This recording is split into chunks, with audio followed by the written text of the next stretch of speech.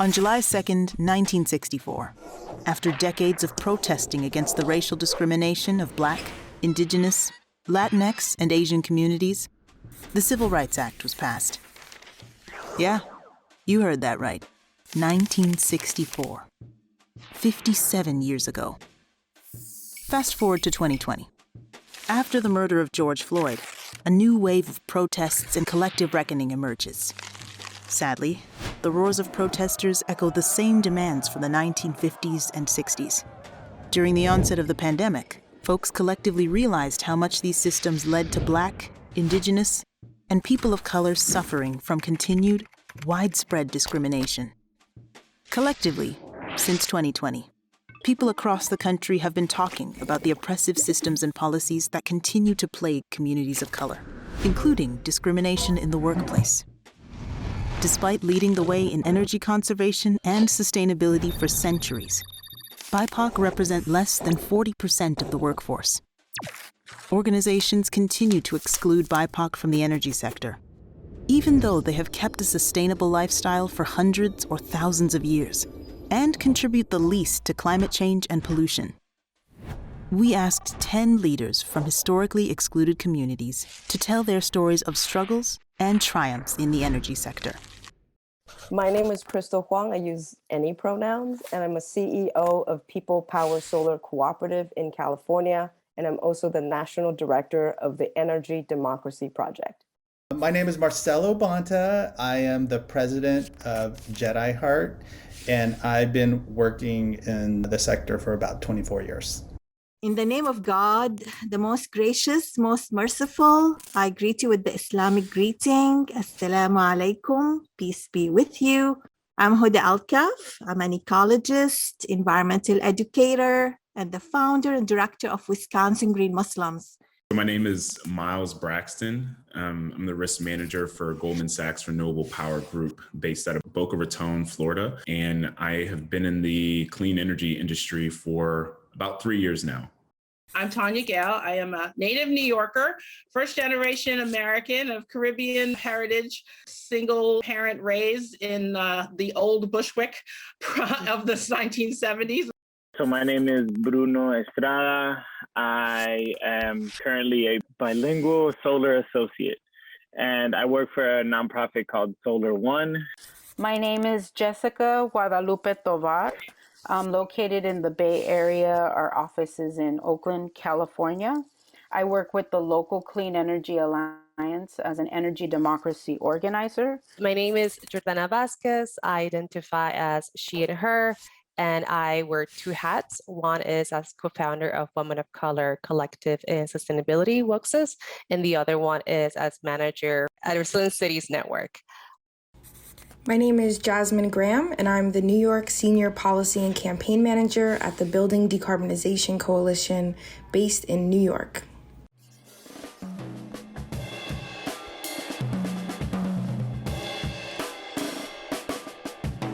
In 2020, less than 25% of Black, Indigenous, Latinx, Asian, and Pacific Islander students graduated with a BA in Environmental Studies combined. One major roadblock is that students are often not aware that working in the energy sector is a viable option. So I knew it was something I wanted to get more involved in, but didn't necessarily know how to get involved in it because it wasn't a career path that anybody else had at school that, I was friends with. So it was kind of it was difficult to navigate, honestly. Entering the energy sector requires an awareness of the industry that most marginalized students are not afforded. The few that do discover a career path in this sector are then forced to navigate poorly or unpaid positions in a municipality far from home. When you're working with low-income marginalized people, they have wraparound realities that affluent people don't even think about as related to workforce success. If you're a young person, you may or may not be the primary caretaker for other people in your family. And so getting to work on time and being consistent is not only the individual's will to go to work, it's the responsibilities behind the scenes. Increasing financial inequalities, rising cost of public transportation, and relatively short paid leave time only exacerbate these issues for marginalized communities. Navigating historical disinvestments is only part of the problem. BIPOC also have to worry about being targeted by white supremacists at church, in a club, at work, and more recently, at the grocery store. If employers seek to fully support and include their diverse employees, then they should proactively seek to identify and understand how their privileges show up in the workplace. The phrase privilege walk might sound familiar to you if you're in a diversity, equity, inclusion role or in organizing spaces. This activity is set up to ask people questions about their privileges and experience with discrimination. If they say yes to having a privilege, they take a step forward. If they answer yes to a question about discrimination, they take a step back. By the end of the activity, the workshop leader puts $1 in front of the room and asks, who'll have an easier time obtaining that dollar? It's obvious that the people in the front will have an easier time. Just like this activity, white folks in the workplace are given more opportunities, simply because they were in the front of the room.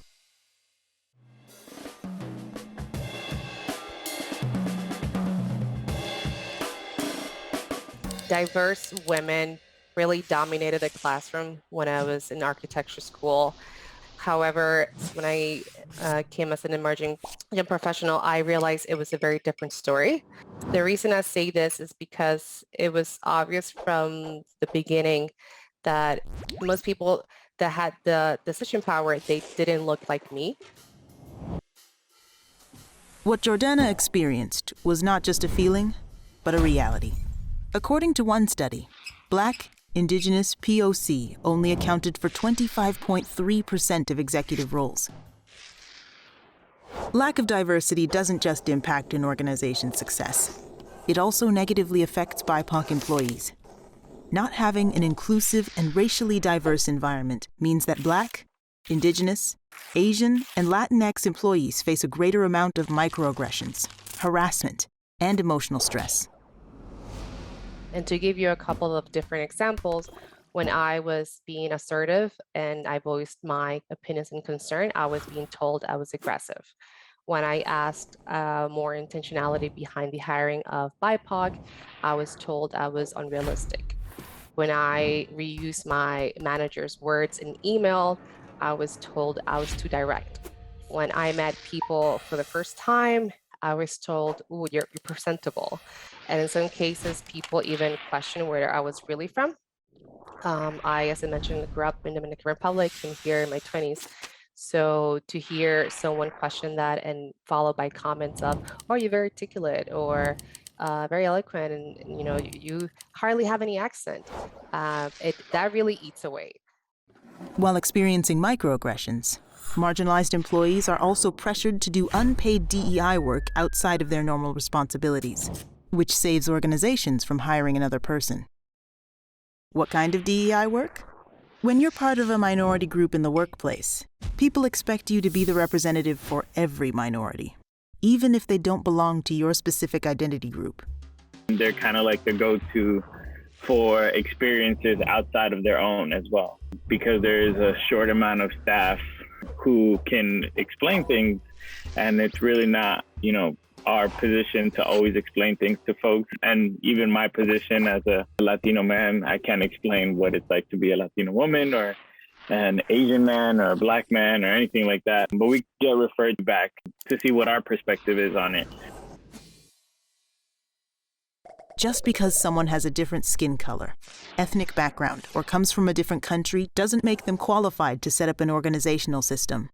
Having lived experiences with racism doesn't equate to DEI knowledge. And that's the other thing, we had talked about is can't rely on people of color. Them if they don't have formal organizational change experience, don't expect them to guide, expect them for their perspective to support. That's why these organizations end up failing oftentimes, is because they put all this weight and shoulder on us people of color.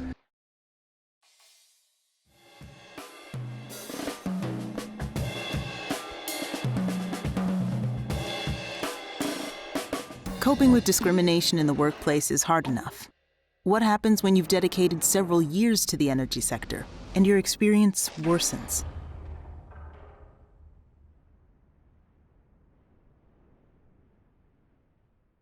At the time, I was super naive.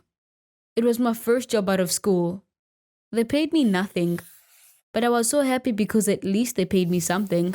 I was so happy because it was the job of my dreams, and I've been wanting to do energy forever. Echo worked hard to obtain her MBA from a prestigious university, excel at her job, and was more than qualified to be promoted. Instead, her company selected her white junior for the role.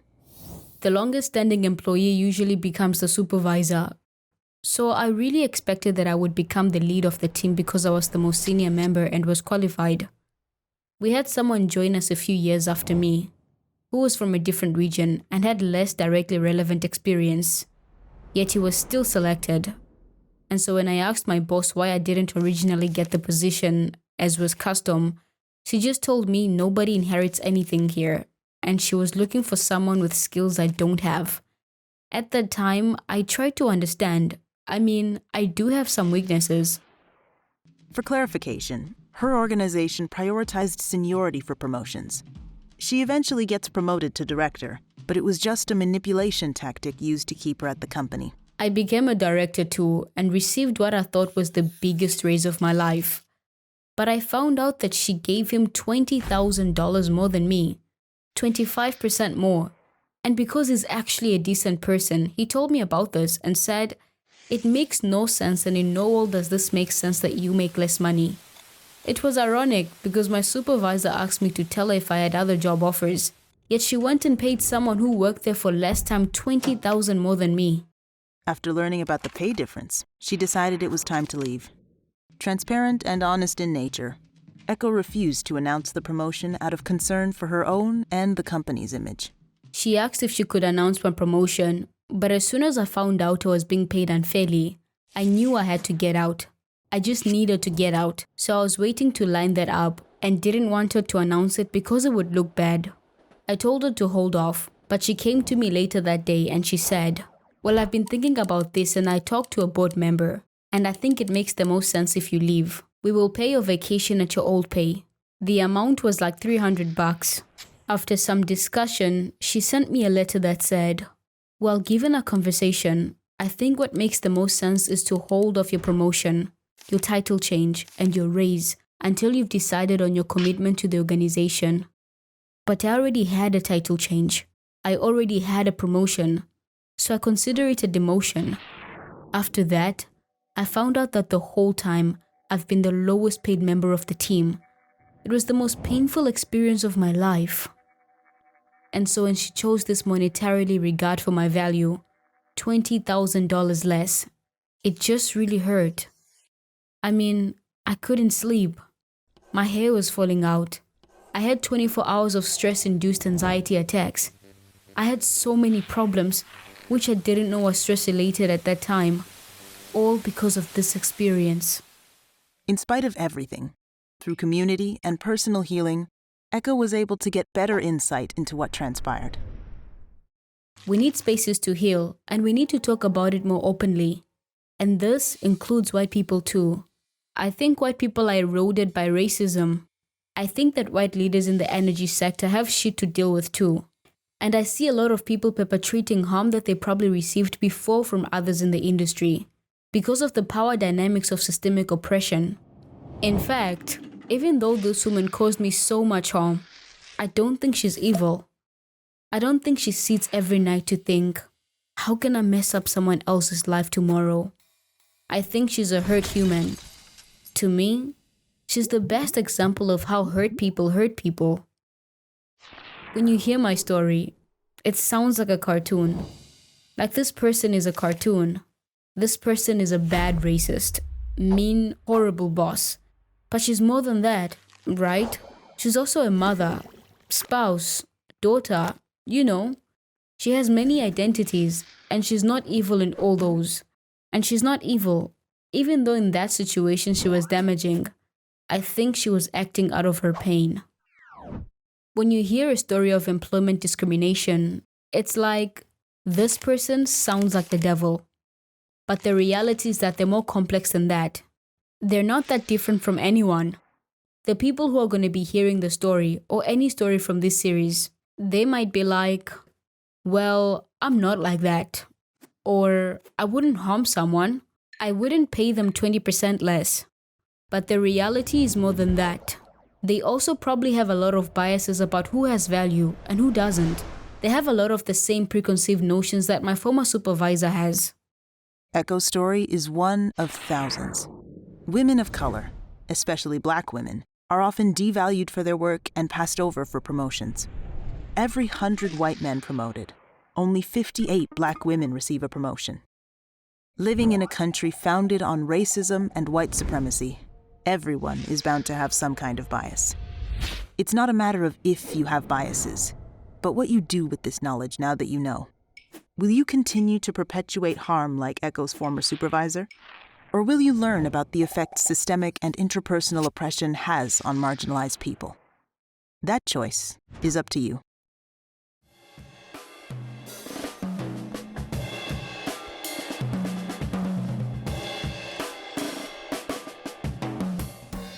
Before we begin to do the work to address the inequalities and racism that exist in the workplace, leaders must be willing to listen to marginalized people. And not just for DEI issues. Black, Indigenous, and people of color are experts in land conservation, water protection, and yes, even solar energy. Do you recall the privilege walk we discussed? This activity is great at addressing people's privileges, but it usually ends there, leaving white people to deal with their guilt and providing no actionable items.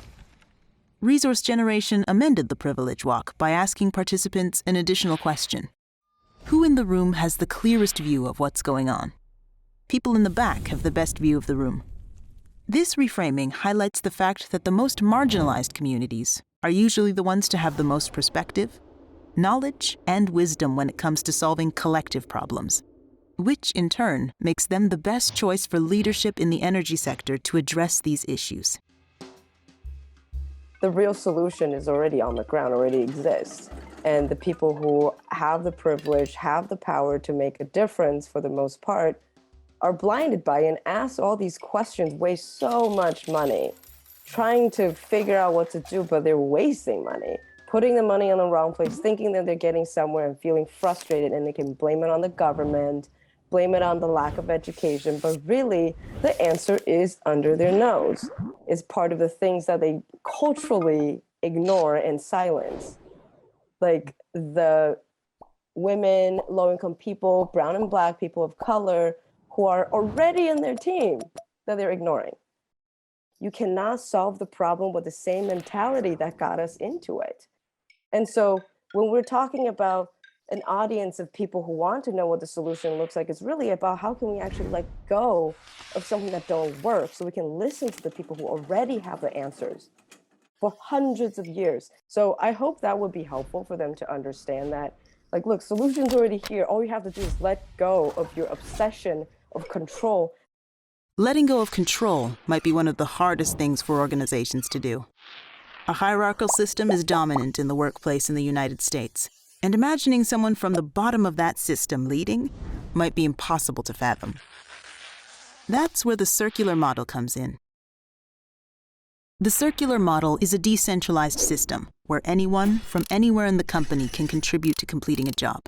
You got this one group I worked with, they were trying to figure out, oh gosh, like who should be on the, our DEI lead or co-chair or something. And they found out their new admin assistant had like some unique degree from a university, whereas it's like, you got someone right there, but don't see them in the hierarchy of the organization that they can't lead. So part of that is just acknowledging and seeing the wisdom that's already within your organization. But at the end of the day, it comes down to how willing are you to step aside? How willing are you to concede power? How willing are you to share wealth? How willing are you to do something different? How willing are you to recognize that you don't have all the right answers, that none of us do? I talk a lot about humility. It is incredibly important that we all humble ourselves and know that we don't know it all. And that's why we need to share knowledge. That's why we need to lift up marginalized voices. That's why we need to be willing to step aside or sit back. Supporting marginalized groups requires listening to those folks first. But there are tons of actions that white organizational leaders can do in order to move the needle forward in the energy sector.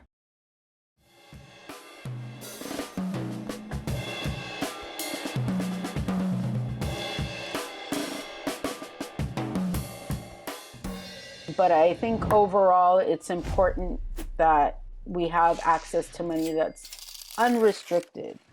Like, don't tell us what to do. We know what to do. Again, we are the experts in our community, value our community wisdom. That's what I would emphasize the most. Wealth distribution is one of the easiest ways organizations can improve equity in the energy sector. With unrestricted funds, BIPOC-owned nonprofits and businesses can invest in their communities by providing young people an accessible, culturally safe space where they'll be valued for their work. In November 2020, a few friends and I from UVA launched the Black Oak Collective.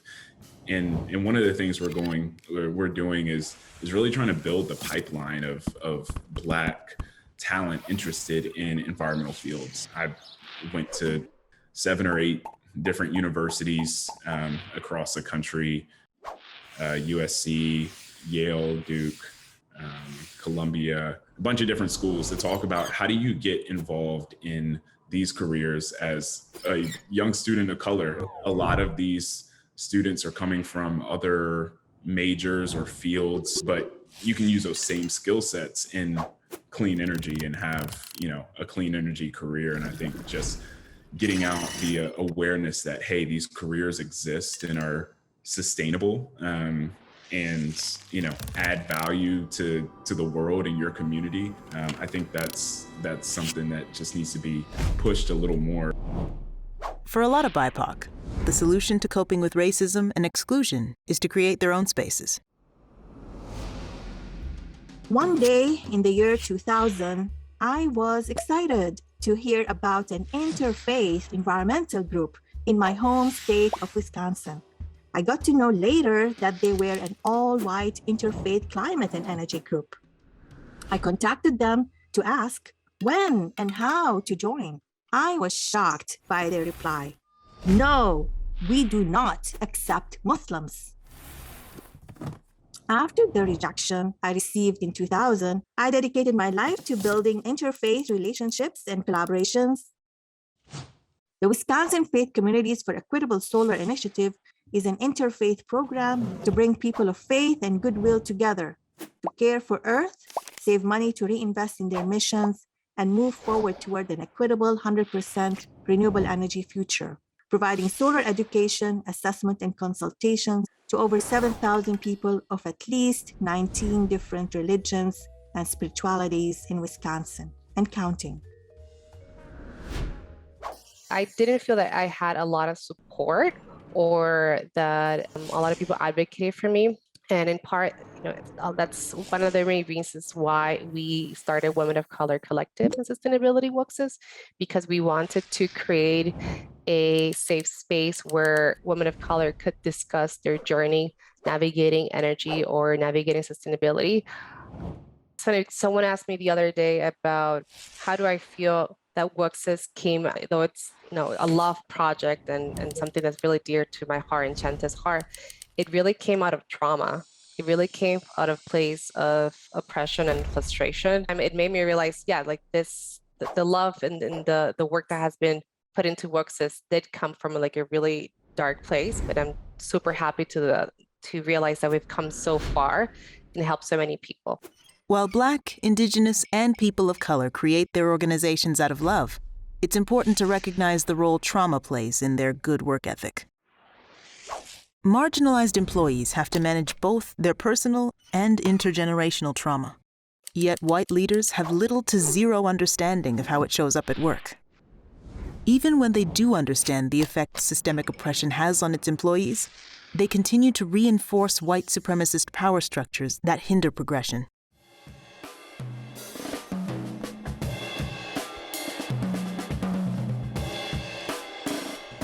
We need your allyship in being able to create a space where we're not constantly fighting oppression within our own workspaces. I think that's really important. And there's a lot of education that needs to happen, and self-reflection and change, so that we're supporting each other's communities and not creating more oppression, really, is what it boils down to. Why should white professionals care? I think because you consider us human too, right? Because we're people. Because racism erodes everyone involved. I think racism erodes the perpetrator. Racism erodes the receiver. But it also erodes the silent bystanders. Everyone loses something when a racist act is happening. Because we bring value and perspective to help this industry, to help conversations, help things happen. Because having our voices devalued is part of what brought us here in the first place. The energy sector cannot consider itself inclusive if marginalized people are constantly fighting to stay in it. Black, Indigenous, and people of color have so much more to offer than solutions to your organization's DEI issues. If you care about the success of your organization and the future of this planet, then it's time to listen to the very people you've been choosing to ignore.